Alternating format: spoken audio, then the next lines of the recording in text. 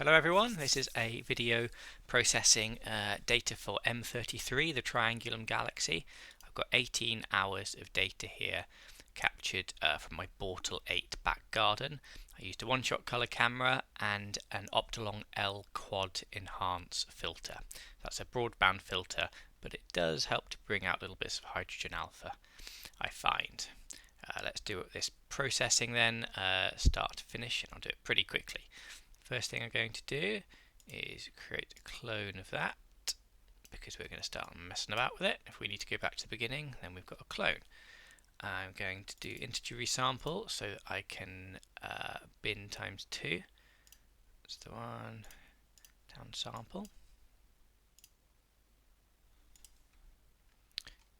Then I think I'll crop in a little bit.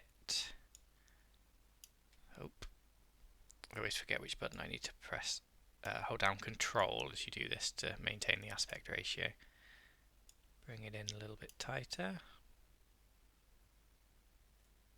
I often save the cropping until the very end because with a nebula you're never quite sure how far the nebulosity extends out, but I'm pretty sure of the shape of this this galaxy.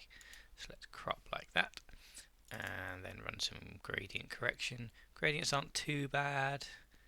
So I'll move those to about there. Let's see how that works out. Alright, looking good.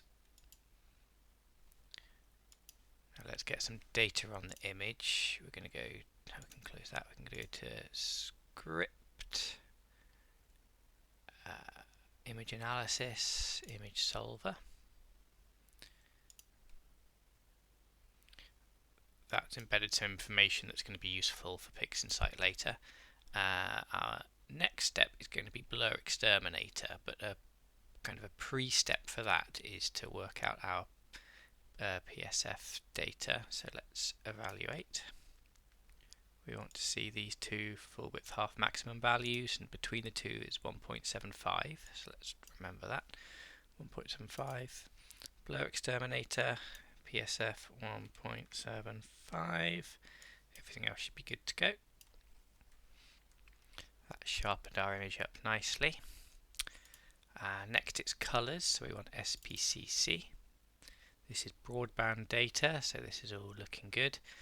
We need to select a bit of blank background for the background neutralization, so let's select our preview up here.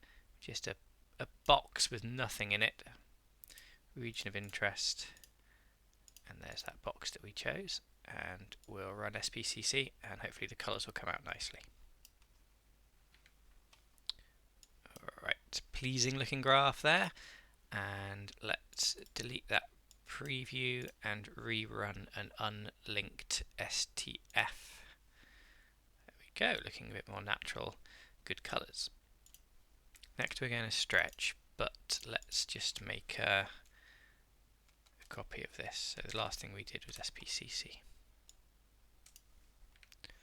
And we'll move the clone over here just in case we need to go back to it. Right, now we're going to stretch this. Let's use GHS. Take the STF stretch off that, and we'll click on the circle here so we can get a preview. And we do our stretches here in a few steps. So about that first of all. And then let's select a bit of the spiral arms there and send that to be the symmetry point.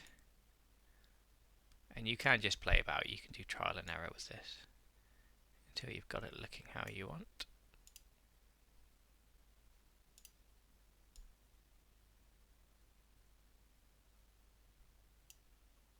Alright, I think that's pretty good. For a comparison, actually, we've got our clone here, haven't we? So we could just run easy soft stretch, see which one comes out best. SPCC clone, great. We can compare the two. Yeah, I think GHS has done a better job. Not that Easy has done a bad job, but there's just a bit more colour and brightness, I suppose, in the GHS version. So let's rename that.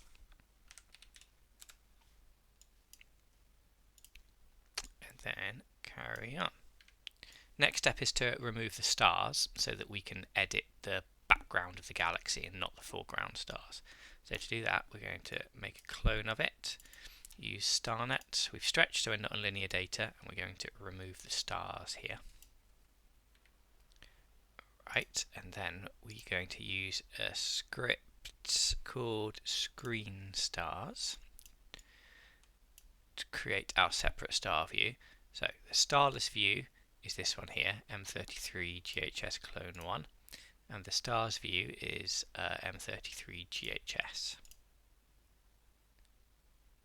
And we want star removal, not star replacement, sorry. Right, star review M33 GHS, starless view M33 GHS clone 1. Yep, correct. Okie dokie. And here we have all of our stars removed. I like to give the colours a little bit of a boost, just to give them a bit more punch of the stars. So I'm going to boost the saturation a bit. And then we can put our stars out of the way up here. And we don't need that. Let's rename this M33 Starless and make a clone in case we need to go back. Alright, now we've got the galaxy itself to play with. Let's do a little bit of curves adjustment, because we want the background to be a bit darker, but the actual galaxy to be a bit brighter. Yeah, it's useful. Okay, that's good for a first pass. Let's see, it's getting a little bit noisy, isn't it? Should we run some noise reduction? Let's do it. Noise exterminator, I reckon about 40. Let's run that and see what we get. Alright, much smoother.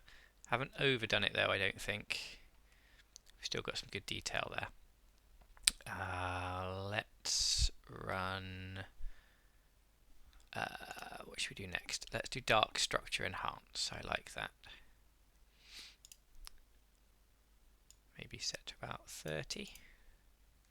That's brought out some detail in these darker areas in the spiral arms, and maybe a bit of unsharp mask,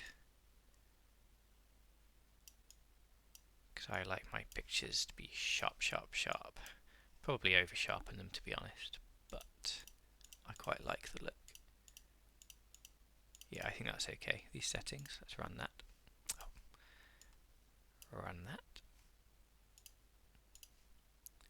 Okay, we're getting there. What next? Let's try boosting the red, because the red areas are hydrogen alpha, and using this filter, the L-Quad Enhance, it does help the hydrogen alpha to come through, but it's not like I've used a dedicated hydrogen alpha filter or something like an optical long L Ultimate. But I wonder if we can simulate that effect. Okay, so what we want to do is find selective color correction and red, looking good, and let's boost the saturation of the red. It's a bit hard to see there, can we zoom in? Yep, okay. So it was like that. That's hardly making any difference.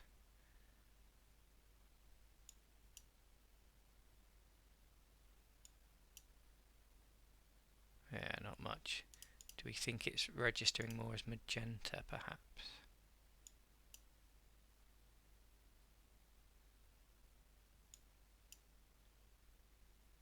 Yeah, I think that's it.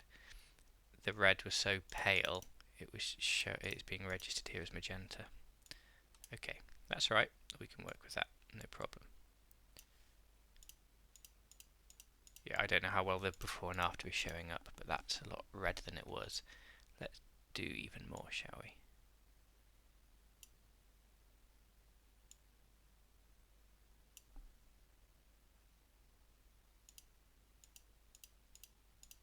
Yeah, this is looking nicer.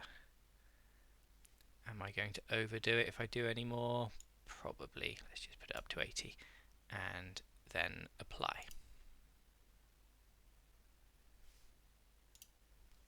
There we go, we've boosted the red there quite a lot. Shall we put the stars back in now? Tell you what, let's make a clone of that. And I like these processing tutorials to be quite speedy, so I'm not going to get bogged down too much.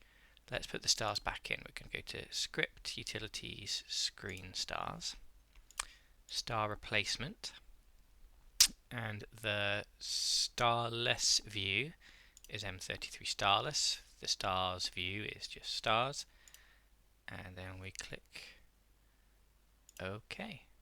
And you know what? I think we're pretty much done. I might bring the tutorial to a halt there.